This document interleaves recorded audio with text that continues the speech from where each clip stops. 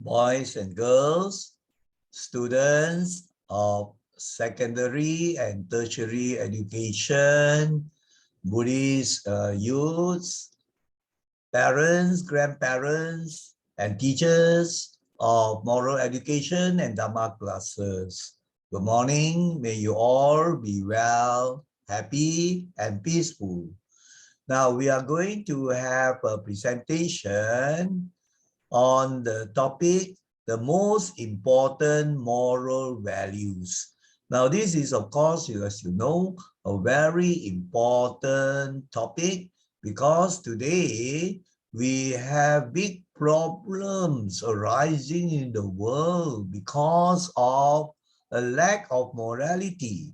So these moral values have to be inculcated, especially at the youngest generation stage. Is applicable to actually all people. Even adults break the morality rules and they have to change, otherwise there will be much suffering for themselves and of course for others. Now, the presentation has the text in English and also the audio narration and explanation in English.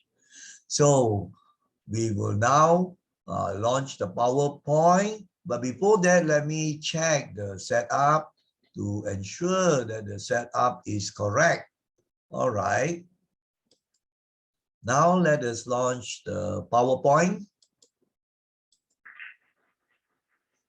As you can see, the cover slide, the most important moral values. And if a person follows good moral values, morality rules, then you'll be happy like the angels or the devas. And this happiness and peace not only is obtained in this life, but also in future lives when rebirth take place. And rebirth will be in the happy planes, like a very fortunate human being, or in the heavens and hells, because you keep your moral precepts well. So you will not be reborn into suffering states like the hell or the animal reign or the ghost reign. So that is this important thing. Now let us go on to the next slide. This is slide number 2 now. Slide number 2. And let us go over this. What are moral values? Now, moral values refer to a set of principles that guide a person to discern right from wrong. Moral values develop the character of a person. Now, that is just to give you the definition. So they are very important principles of life that will tell a person what is right and what is wrong, right? To discern means to know, to recognize, to find out. So this is a very important thing, isn't it? So we must have embedded in us this knowledge, this knowing of what should be done because it's right, and what should not be wrong, what should not be done because it's wrong, because they will have their karmic effects, the consequences. Doing the wrong things will lead to, as I said just now, lead to dukkha, suffering, this life as well as future lives. And if a person practices good moral values or follow moral principles, then the character of a person is developed in the right direction. Very good, strong, praiseworthy character. And character is one of the most important things.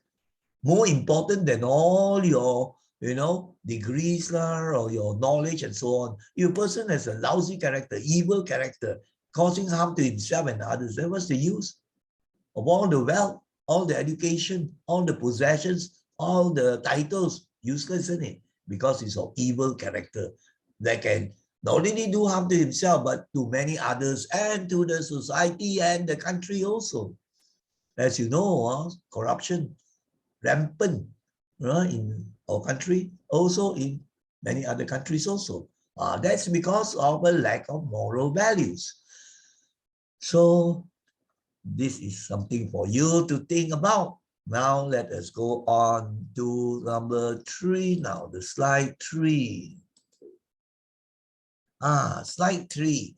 You see, if we know what are the values, what are the good moral values, and what are the vices, vices will be opposite lah, the bad things lah, then you will know in your life which direction to follow in your life, how you should lead your life, which path you will take to prevent unpleasant or bad consequences happening to you in this life and in future life, isn't it? So you see how important it is to know what are the most important moral values, as we have in the title, the most important moral values. So if you keep these moral values, wow, you are charting the very wise, righteous life. You will know how to move in your life, the path to take the right direction and not the wrong direction. You find that in your mind, you will be tempted, like two forces, one represented by the angel, that is the good force, your conscience telling you, do all the good things. The other one is the evil part, right? The Mara, the Satan, the evil in your mind, telling you to follow the wrong direction. And they will tell you, you can get a lot of things, enjoy yourself, get the name, all in the wrong way. So you are going to be led into suffering states, but like a hell, right? So this is a meaningful cartoon. Now let us go on to slide number 4 now. Now, slide number 4, that's the first one now, right? And the first one is honesty. It's very important. One should be loyal and tell the truth, always in his or her life, while answering to any question, or even, in situations where you have to, for example, to sell certain goods, right? You have to advertise, you have to tell the audience. So honesty is very important. Must not lie, must not cheat, must not have the falsehood. So if a person is honest, he remains happy. He doesn't have a guilty conscience later on and regret and will suffer consequences which are undesirable. He does not live with the guilt. Right? He does not live with this uneasiness of the mind because of the wrongdoing of not being honest. That's why you have the English proverb, honesty is the best policy. That's very true. Being honest with everyone in our lives helps us to maintain the mental peace. People who tell lies, who cheat, who con people, all this, at one point in their life, definitely the minds will be troubled. And if the law catches up on them because they cheat, they scam and con people, then they will suffer, they will be put in jail and so on. So then you find that if you are honest, your mind will not have any regret or feelings of guilt later on. Isn't that very important? I have told this in the Sunday school presentation, some stories. One of the most famous, I think is the boy who cried wolf. I don't have to tell you this story. You see how dangerous it can be. And today, unfortunately, many people are not honest. You read in the newspaper cases, court cases, people charged with corruption. So when these people testify in the court, and also their witnesses, you have different versions, Two people may be saying the opposite thing, so cannot be two people telling the truth. So one of them is lying, you see. So this is what is happening. So you don't have this shame and a fear of doing wrong, like lying and cheating, and bringing so much suffering to others. When you have corruption, corruption scandals and so on. So the rakyat, the people suffer in the country, isn't it? Taxes go up, right? And then so much money is lost and so on. So you see how important it is, this virtue of honesty in all areas of life, ranging from politics, especially to other professions also. Law lah, medicine lah, business lah, all sorts of education also. So to be honest is a very important thing. This is Pinocchio cartoon. This represents a line, the line. Now let us go on to slide number 5 now. All right. Slide number 5 pertains to hard work. One of the most important values for success. Another word is diligence. Hardworking, diligence is the real wealth of a man. No one can achieve success without doing hard work. It is the key to success. Hard work can turn a person's life into one filled with great blessings. Now you have a look at the animation. Can you figure out what the meaning is?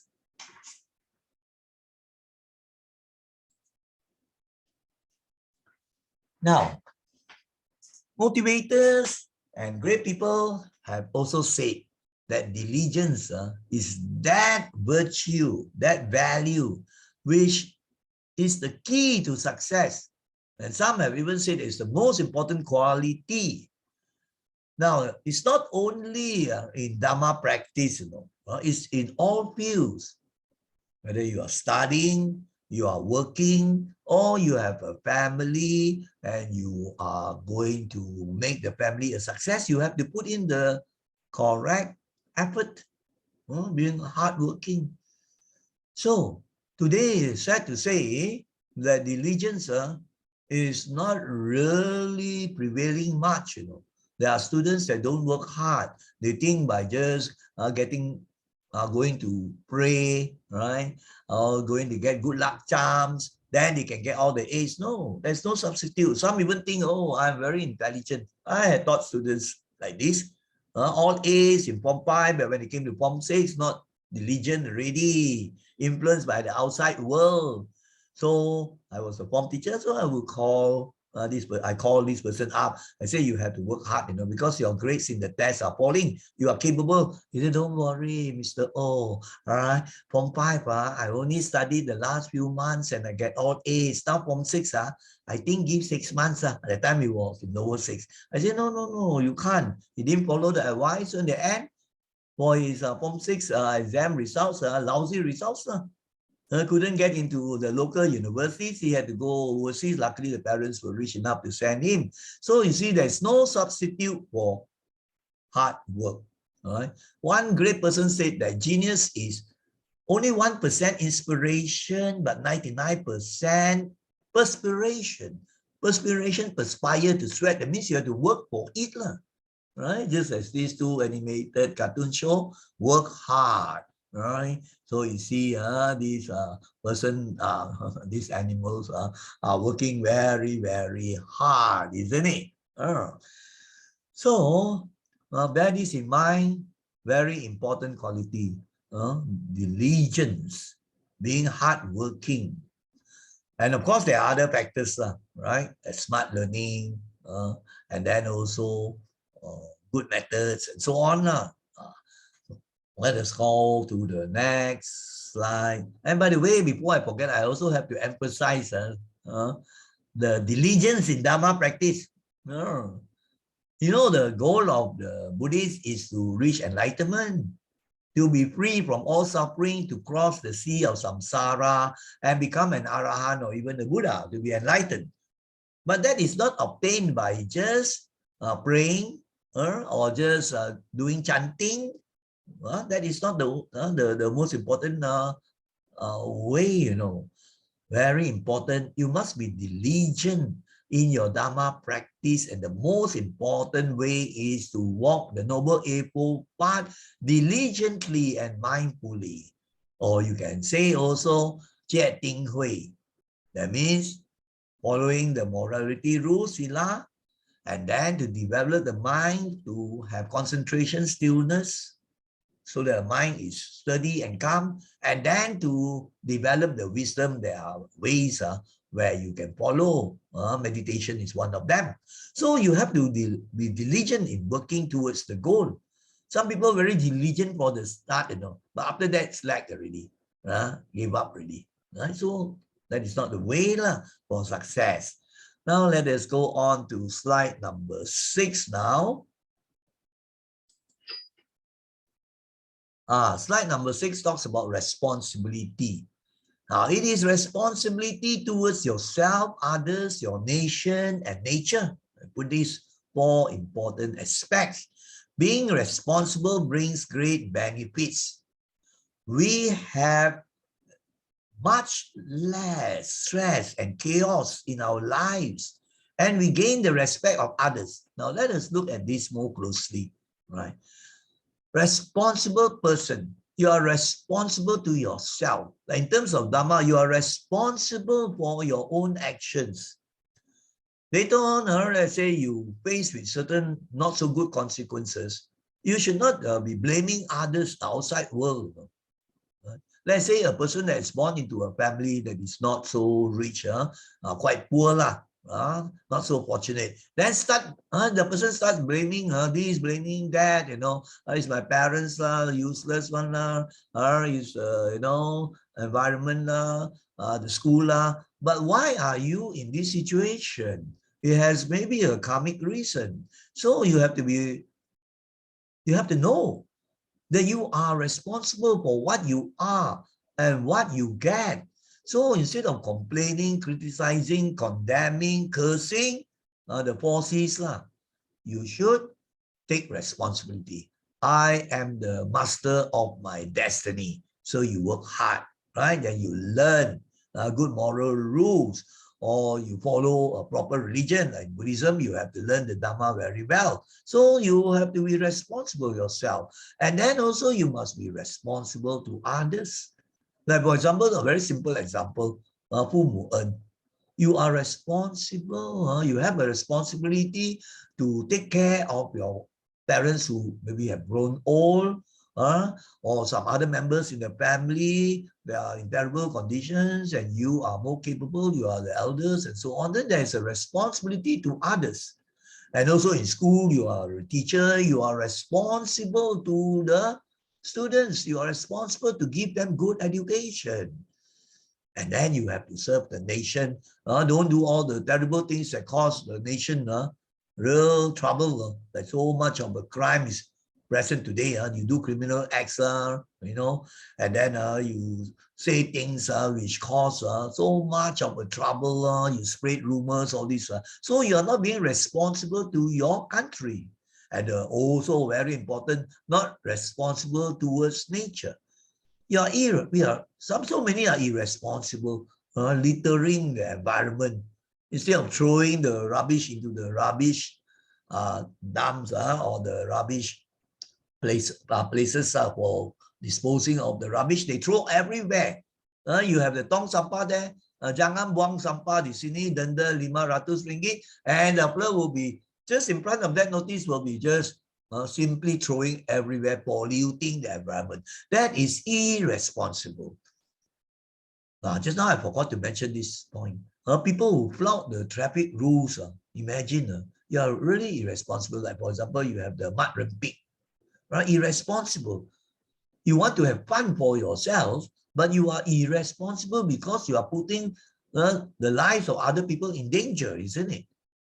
And this will have a karmic consequence. This will have a bad effect later on. So if a person who is very responsible, people trust him, given a piece of work, he will carry out very well, everything.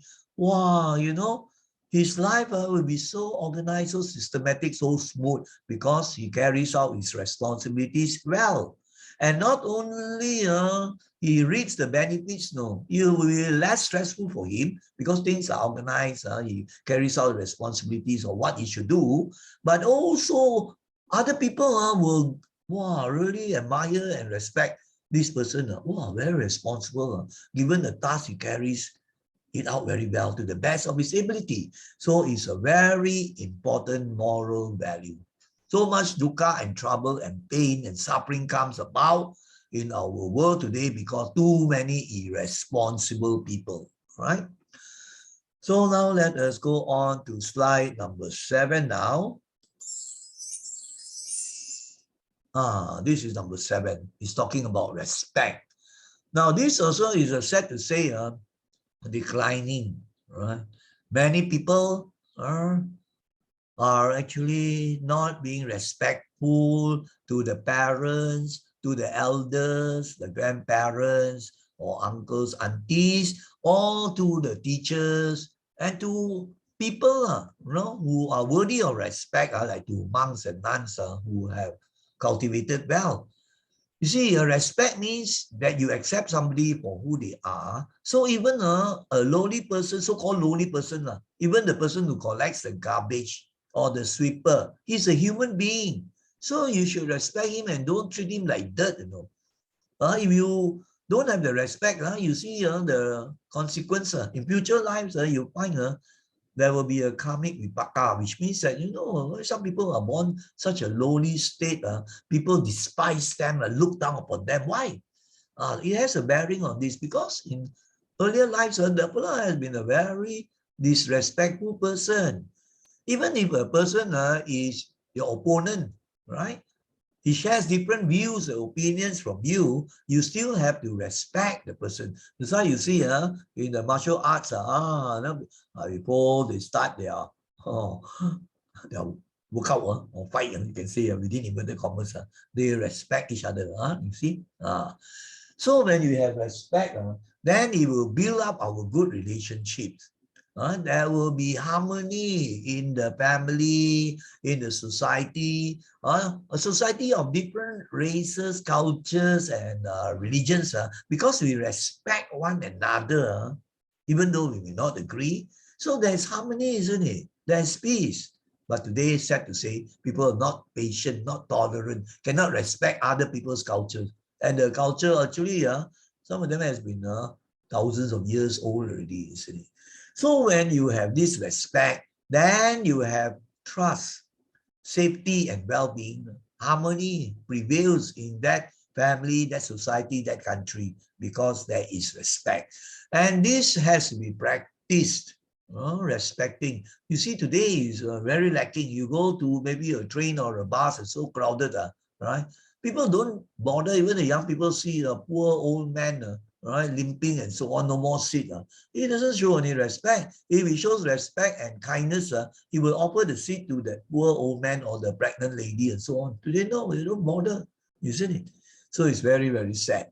And the practice of this lack of respect will lead to undesirable results or consequences. So you have to note this very carefully, right? So that your life here will be more smooth, you get the benefits, and also future lives. And in fact, this is mentioned also in the teachings of the Buddha, to be respectful, to be grateful. The Buddha talk about that also. Gratitude, for example, to respect the elders, to respect the cultivated monks and the nuns and so on, as I said. So that is this slide number 7. Now let us look at the next one, which is number 8. Is cooperation, kerjasama. Now let us read this first before I comment, because those who are reading just from the PowerPoint, then of course reading many times will help you to remember. Cooperation is important in a family, in the workplace, a group project, and in society. It leads to a harmonious and productive space. Cooperation can make the difference between success and failure in any undertaking.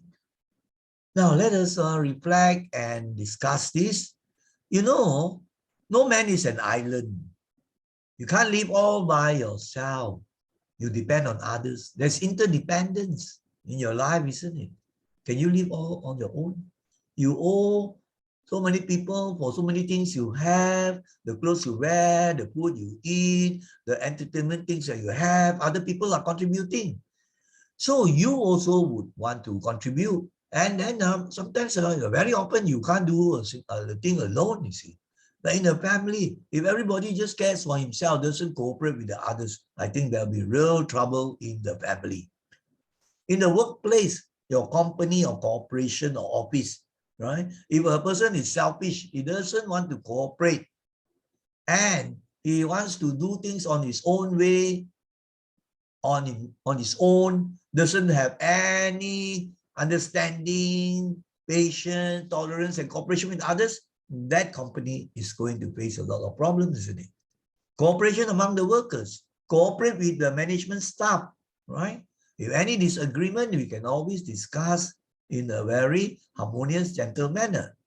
So you know very well, like students, they have group projects, isn't it? I have encountered this situation where students come to me for some help in their group projects, and they start complaining. They say, oh no, there's this member in the project group, he doesn't want to do anything, no cooperation one. And in certain cases, worse still, so many like that, and the person is doing almost of the thing. It's terrible. Suffering, he causes others to suffer also. He's not cooperating in the group. But he himself will face the bad consequences. People will look down upon him, the bad name will spread, and then it's a matter of time before you get the bad effects. Later on, when you get a job, people say, oh, this is a very selfish, uncooperative person. Who wants to employ this? Right? So to be able to cooperate is very important for a harmonious society, for any space that you are in where you have other people. So you find that a person who doesn't have this quality of being cooperative, well, you find that he can fail in many of the things that he does or he undertakes to do, a project or a business and so on. He's not cooperating with others. Others don't cooperate with him also. So if others don't cooperate with him, he's going to have hell, isn't it? A person who is in charge of workers and so on, if they don't cooperate and work together as a team, then the project, the piece of work, everything is going to fail. And your business might collapse and so on. So if you want cooperation from other people, you yourself also must cooperate when you are involved in any undertaking or any project and so on. It's just that logical, clear thinking. So you can see all these cartoons illustrate this point of cooperation. So now let us go on to slide number 9 now. Slide number 9. Slide number 9, one of the very important things. This one, I got the points from One Motivation site and so on, website. They put it as kindness, but I would prefer the word metta. But then, metta, many don't understand. So anyway, metta, loving kindness, love and kindness together, very important. I think Buddhist youths, all these should understand what is metta, which translates as 慈爱 or loving kindness. So you see, some people talk a lot and but never carry out. But if you, show this loving kindness, once you have this loving kindness, the kindness in your heart, people will know, the person who cannot hear it, right, or even cannot see it, they can feel it. The blind person can hear the voice and all those also. And the deaf person can see. So Mark Twain, this famous author, said this: kindness is the language that a deaf can hear and the blind can see. Can see means they can feel it. The deaf and the blind can feel it. So you find that loving kindness metta has many, many benefits. I've given a talk also, I think, a presentation on the 11 benefits of loving kindness. To have love for all sentient beings and to have kindness, they go together. You have love and kindness for all sentient beings, being very kind. So you find that, imagine a very sad thing is kindness is lacking in the world.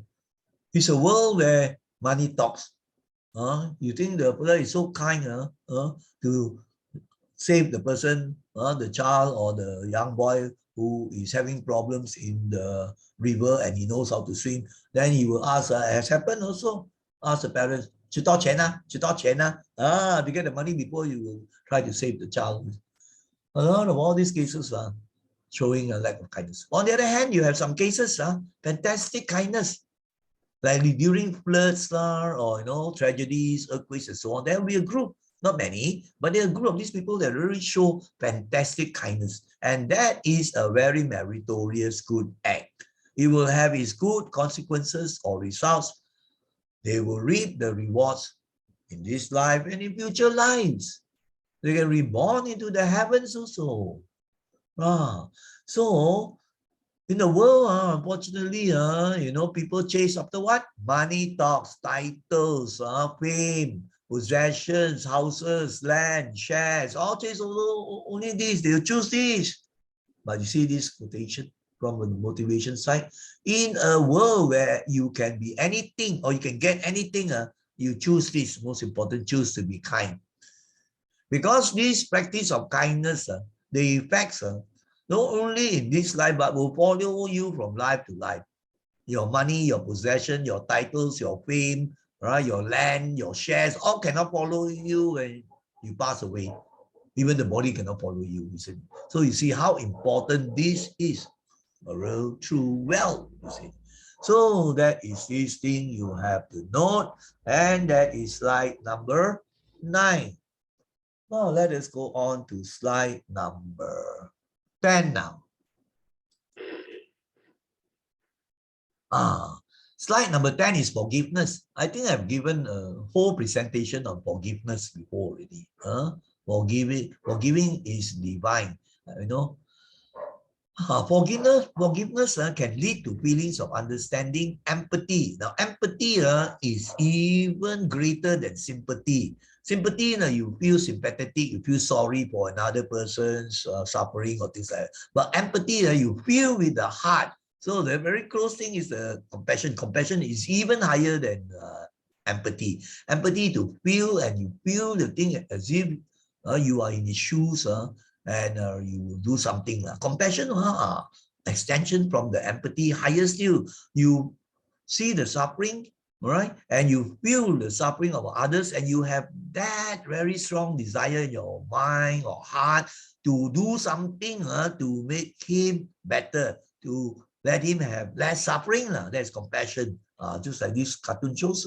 There's compassion for the poor fellow who might have fallen and hurt himself. So he helps the fellow. All right. So this is a very important practice. How are you going to have this compassion and so on? You must have forgiveness. There are people who might have hurt you, as you yourself also have hurt other people. So if you have hurt other people through your carelessness or through your wrong thinking, wrong attitude, and so on, then you also would not want the person to be harboring all those terrible thoughts about you to take revenge. You also will be happy if the person can forgive you, isn't it? Right? The person can forgive you. Then likewise also, you also have to forgive other people. You want something, you also must do the same thing. You want people to forgive you for the wrong things you do. Likewise, you also must forgive others for the wrong things they do. So if you have this feeling of forgiveness, it will bring a kind of peace that helps you to go on with life. Right? People who cannot forgive, they bear the hatred, the grudges, the resentment, the feelings of revenge. This very bad. You find what happens? Until they die also, they bear those grudges, and then that hatred, that ill will, that enmity can lead them into woeful rebirths that have suffering, because the mind is not at peace.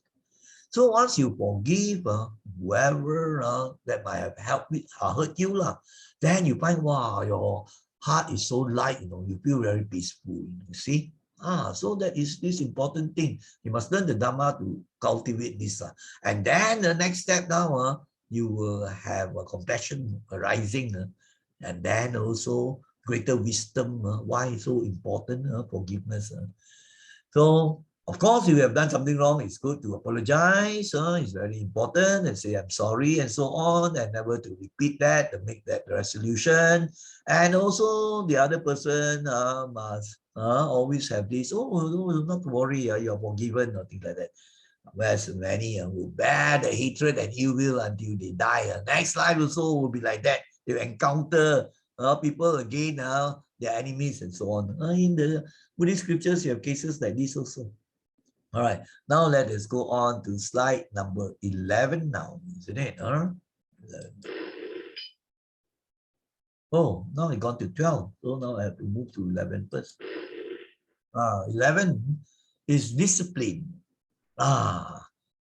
Very important. You hear people say, this fella got no backbone on, which means that let's say he is a student, right? He wants to have a good results, right? So he has a timetable, you know what he should do, his subject, what time, so a timetable for the study. But he lacks discipline, no backbone. Instead of following, he just take it easy, leceh, they call it. He's supposed to be studying that hour. The friend phones up and say, come, let's go to the supermarket. Can? Okay. Not discipline. So if you don't have discipline, you are unlikely to have success. You find all the successful people, right, in the ordinary world of business, of people moving up their careers. All this discipline is important. As I've written there, discipline provides people with rules to live their lives efficiently and effectively. If you don't have a discipline in carrying out a project or to chart certain things in your life, then karang kabut lah. Your things are not run properly, not effective, inefficient, everything, because you don't have the discipline, and this needs training. So when you have discipline in your life, you can make small sacrifices in the present for a better life in the future. Just now I give you the very easy example, right? You have to sacrifice, like, going to the cinemas at this time where you should be studying, going to play and get entertainment, whereas you should be doing something very important like doing a project and so on. You're not disciplined, not willing to make the small sacrifice. If the person is wise, disciplined, he says it's okay. I sacrifice these small pleasures or happiness sort of things later on. He sacrifices because he knows that he has to be disciplined to do the things he has to do now for success or better life in the future. So once you have that thing in your mind and your heart, this thing of discipline, then it becomes second nature to you. It creates the habit, certain routines, good habits, good conditioning, you can say. And then this make you a person of strong, good character. Lambert one will not have discipline. That's why they get into sometimes trouble. Projects not being done, assignments not being ready, not giving up, not following things on time. Many terrible things are causing trouble to themselves as well as others just because they don't have discipline. We are human beings, we are not animals, Right. So this has to be trained. And very important also, discipline in the Dhamma practice. Let's say, okay, we need to follow the Dhamma practices like, okay, you say, okay, meditation, right? I will train, like in the Buddhist Association, we have meditation Tuesday nights for many, many years already, Sunday afternoon. So you say, I have this discipline to follow that. I won't go to the supermarket or watch entertainment movies for this period. You're disciplined. And then it becomes second nature to you, becomes a habit already. So it's a good habit. You always do it. Many things, but many people don't have this discipline. Maybe they have discipline for 2 weeks. After that, leceh already. There's interesting program, there's a football match, so they let go that one. So these sort of things are not willing to make sacrifices and follow the discipline routine. Then in time to come, they become leceh already, not disciplined at all already. So this will come out in the character, the bad habits. So there are people like that not disciplined in being punctual, for example, becomes a habit of always not punctual, not keeping their promise. So many things require discipline. So remember, success in the worldly life or also in the Dhamma practice, discipline is very important. And there must be this determination. Your mind, what they are seeing, they call it. And then you persevere. Sometimes you break the rule, doesn't matter. You want to improve, you know it, isn't it? And this one comes from within. If from within your mind, you cannot just depend on, somebody is looking at me, so I better do the thing that I'm supposed to do. You depend on other people to discipline you. Some people, I know, I've been in schools, the workforce, they seem to be very disciplined, whenever the headmaster walks around, they were very, very hardworking because of so they get the impression it's a discipline, very responsible and disciplined that we do. The moment the headmaster drives the car away already, you can see leceh already simply lazing around everything that is not. The discipline must come from you, whether the headmaster is there or somebody checking on you. You know it's the proper thing to do, isn't it? It's the wise thing to do. So your discipline drives you to do that thing which is proper that you should do. Right? Whether a person looking or not is within. And you cultivate it within until as you have learned, it becomes a habit, it becomes a routine, it becomes part of your life, and it is incorporated in your character. A disciplined, responsible, diligent, and patient person. Isn't that very good for your testimony? So that is this thing. Now let us go on to number 12. This number 12 is humility, being humble. It is important to stay humble because having humility helps you develop a more kind approach to interacting with others. Who likes a proud person? Who likes an arrogant, egoistic person? Remember, there is an English proverb that says, pride goes before a fall. So, the person who has a very big ego, very proud, will have a fall one day. He is not well liked. And then also he is suffering because he's always thinking, you don't know, people will look up to me or not. He has this big ego, So the big ego, so he expects people to respect him. He expects people to look up to him, to do things for him. But he doesn't realize that ego, that pride and arrogance is a setback for him. People will not really truly respect you. You are so proud. You cannot go down to the ground also. So humility, look at the great people, Albert Einstein, Mother Teresa, Dalai Lama, all these are really great people, very humble. In association, I have met with very many good Dhamma speakers, and they are holding very, very high ranking jobs. Maybe, a CEO, or maybe a managing director, very high positions with titles, Dato Sri, but they are very humble people, So really respect these people. These people have good quality. So remember, humility cuts the ego shell.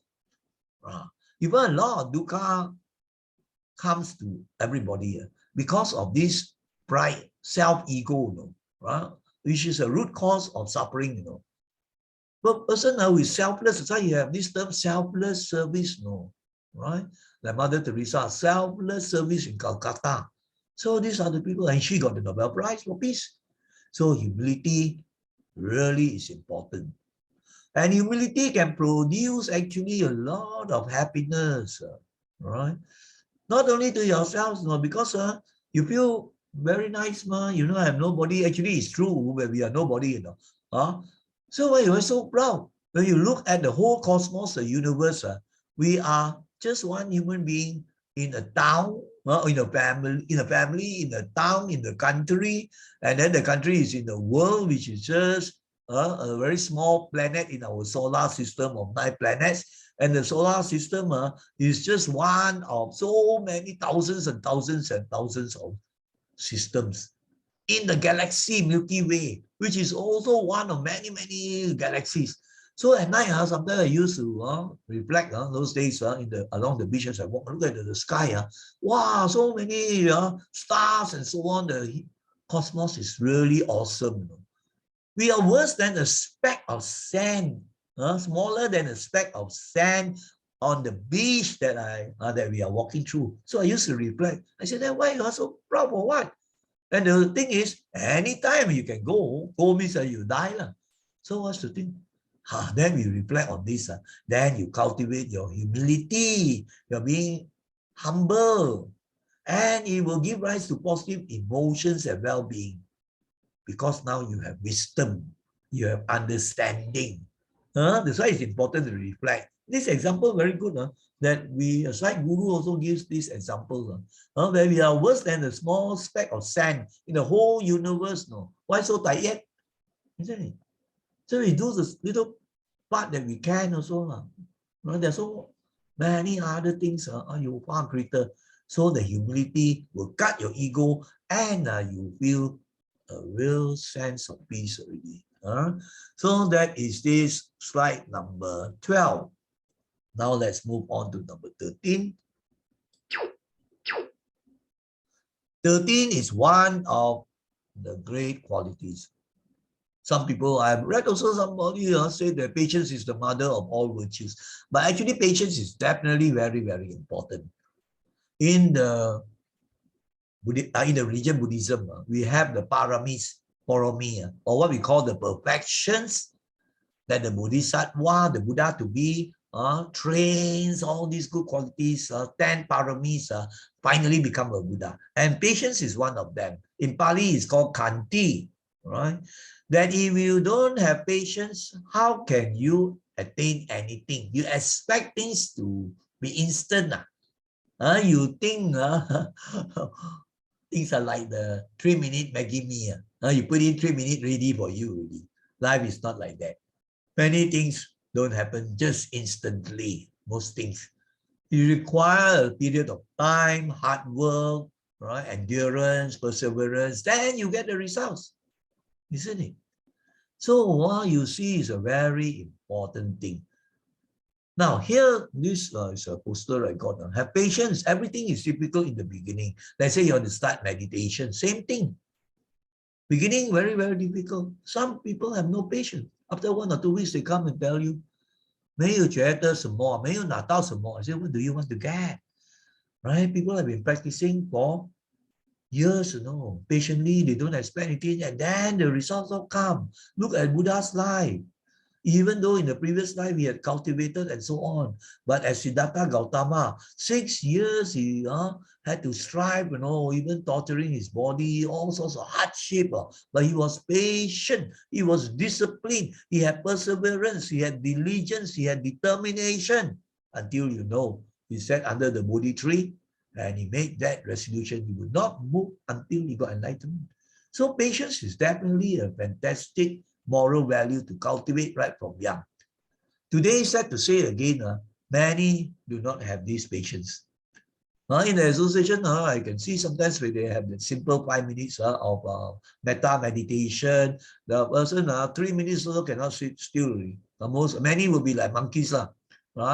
They have to move, and then some will get up and then disturb other people. So you have to train. But there are others I see very patiently, they sit down 5 minutes, so still, so peaceful and gentle. So this has to be trained. The modern life also contribute to this. They want everything to be fast. They have the games, you find they think they want to play a very slow game. Or they want to slowly follow a good movie with good values, or follow a presentation, to them so boring, so slow, no excitement. So all this creates in the mind that restlessness, that impatient state of the mind. So the mind is not always, it's not at peace most of the time. Always wanting this. You find, wow, today on the TVs, you can even get global TVs, hundreds of channels, isn't it? And then games also so many, one after another. So you ask them to sit down patiently, play a game of chess, or do needlework for some girls, right? Or the day I saw on PBHP, doing this thing, creating a mandala, using the compass and drawing. All this is good. All right, so it trains you to be patient. Many things. So patience makes it easier to live. It reduces negative emotions like stress, anger, or frustration. Yes, a lot of stress and anger or frustration come because people are lacking in patience. So, as there's one saying, if you are not patient, you will become a patient in the hospital. If you are not patient, you become a patient. As you can see on the roads, they drive so very recklessly. You have rampant, and then you have people who are big traffic lights, are very reckless, overtaking. Why? Impatient. Impatient.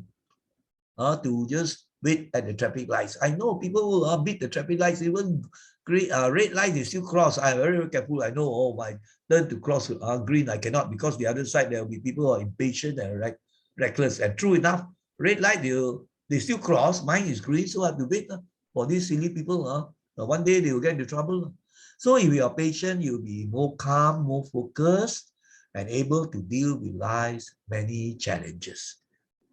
Successful people, great people have this good moral value. So all the cartoons all illustrate this thing of patience, patient waiting, and so on. So now we have reached number 13. Let us move on to number 14. Now, number 14 is gratitude. This one also I have done presentations already. Very important. The Buddha emphasized it also. Dhamma talks also. Gratitude to parents, gratitude to teachers, gratitude to monks and nuns who are cultivated, gratitude to all people who have helped you, and gratitude also for the things that you have got that nature has provided you. You have, so many good things in nature also. Trees are growing, you have flowers and so on, all this. So there are so many good things. Of course, also you have the things which are also not so good. That is life. But don't always just complain, criticize, condemn, curse.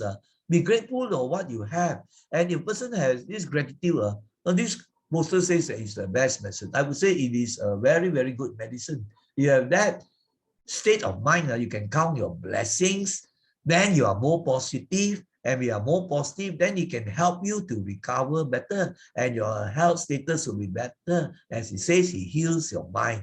Because gratitude is a positive emotion, isn't it? Right? The other opposite will be ungrateful. Always wanting things only, no thankfulness, and so on, craving, all these things, all these will cause the mind to be negative, and dukkha will arise. So gratitude will heal the mind, the body, and your spirit. And then because your mind is positive, then you will attract many good things, and you will be even more grateful. You can read the book, The Secret, of how the mind can attain the things that it wants. But must always count your blessings, right? To be thankful for so many good things, so many types of help you have got from various types of people. So gratitude must be shown, all right? But today, sad to say, people whom we give the presents and so on, they don't even say thank you. And then sometimes on virtual space, I will send maybe virtual books and so on to some of my former students and so on. No word of even acknowledgement, you see, let alone gratitude. Basic manners and courtesy also lacking. Personally send you something, they don't have the courtesy and etiquette to even reply, to appreciate the kind thoughts. So that is something that is definitely not good, right? So gratitude is a very important moral value. The Buddha said two types of people very rare to find. One are people who are very kind-hearted, spontaneously, they will do all the good things, not easy to find. No need to call, they will do all the many, many good things. And the second type, he said, very difficult to find is a person with gratitude. And very, very true. When I examine in my life, especially nowadays even more, yeah, it's quite difficult to find a person who really has gratitude and shows the gratitude expressed out. Right? Grateful to your parents and so on, I mentioned already. So remember this is a good moral value to cultivate, and this will help you to be more successful, more peaceful, and happy. That's for sure. All right. So now let's go on to number 15. I think, yeah, number 15. Oh, you gone here. So we have number 15 is compassion. Now, compassion, 慈悲, is one of the 4 divine qualities. What we call the divine states, or sometimes called the Brahma Viharas. 四无量行, something like that in Mandarin. 慈悲. The first is metta, which I've said already, loving kindness. And the second is this, karuna, which is compassion. A heavenly quality, a heavenly state of mind, of heart, the compassion. The third one is mudita, to have the joy for others' success. I'm not touching on that. And the last one, the highest in a way, is upeka, the mind so steady, equanimity. So now let us talk on this, under this topic of most important moral values, is the last one already, right? Out of the, how many? 12 or 13 or 14 already, so, out of 12, I think, yes. So compassion is the practice of being present to the suffering of ourselves and others, and responding with action to relieve the suffering with kindness, caring, and support.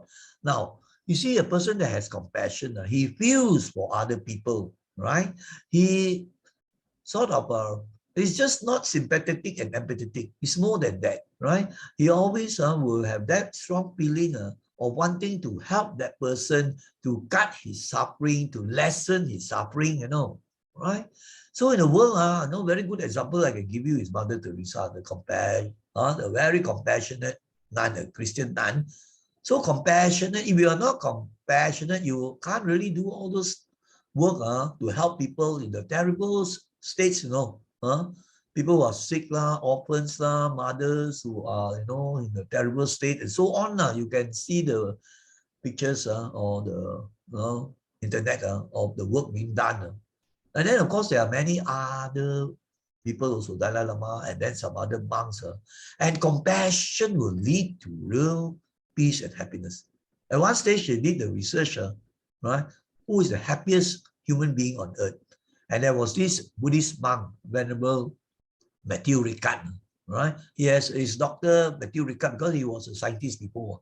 And then he had become a monk for many, many years already. So they did the research on him in University of Wisconsin. They put the probe into the brain and then to find the structure. And they found, wow, the mind is really very peaceful. And they can even come to the conclusion, as in Time magazine, happiest man on earth. And what does he practice? Compassion meditation. And his work also based on compassion. He emphasizes on compassion a lot. Dalai Lama is another example of the Nobel Peace Prize. They emphasize on compassion. But today, opposite, people care for themselves only. More self-centered and selfish. And you look at the actions. Why you have so much of a trouble and crime? Because selfishness, thinking more of themselves, never consider others' suffering. Wow, you see people, country also, people amass millions of money in the illegal ways, immoral ways, whereas others, like B40 group, they're suffering. They don't even have jobs and enough food to eat. So there is a really great lack of compassion. If there is, of course, there are groups that practice good compassion. All religions will have, but I would say that will be a real small minority. So, compassion is the practice of being present, as I said, and then responding. You cannot say I'm compassionate, just like that. No, it's not like that. It's really doing the action, to respond with action. Why? You want to relieve or want to cut the suffering of the suffering people, and you are kind, you are caring, you are very supportive. You see. So when you practice this, there is connectiveness. That means you're connected with all our fellow human beings and even the animals and so on. And then you find more problems and suffering can be resolved. And you will improve the health of you yourself, because you have a compassionate heart. That's a positive emotion. And also because of your compassionate action, you are actually improving the well-being of other people. isn't it? People who are suffering and they get help, compassionate help from you, isn't it? So this is one of the very great moral values, one of the ones I list as the most important, one of the most important. All are important. Compassion I put as the last to be discussed. Doesn't mean it's the least important, right? So remember, I hope you have learned important moral values. No doubt in the Pendidikan moral, you have learned all this, but then it's not really successful. Somehow or other, people still become immoral, many, right? So this one is through the Dhamma education, right? We are posting all these things for Dhamma education, right? So now we come to the last ending slide, number 16. So actually, basically, we are talking about the good values, the virtues, very important, the proper right values, right? If the wrong value, I just want to become rich, want to have titles, I want to have more houses, land, and all this is all improper sort of direction already. Not really proper values because they really are not valuable in the sense that they are temporary and you just vanish, you can't bring them with you. But the proper values all pertain to the mind and the heart. You see, morality, that's why the moral values.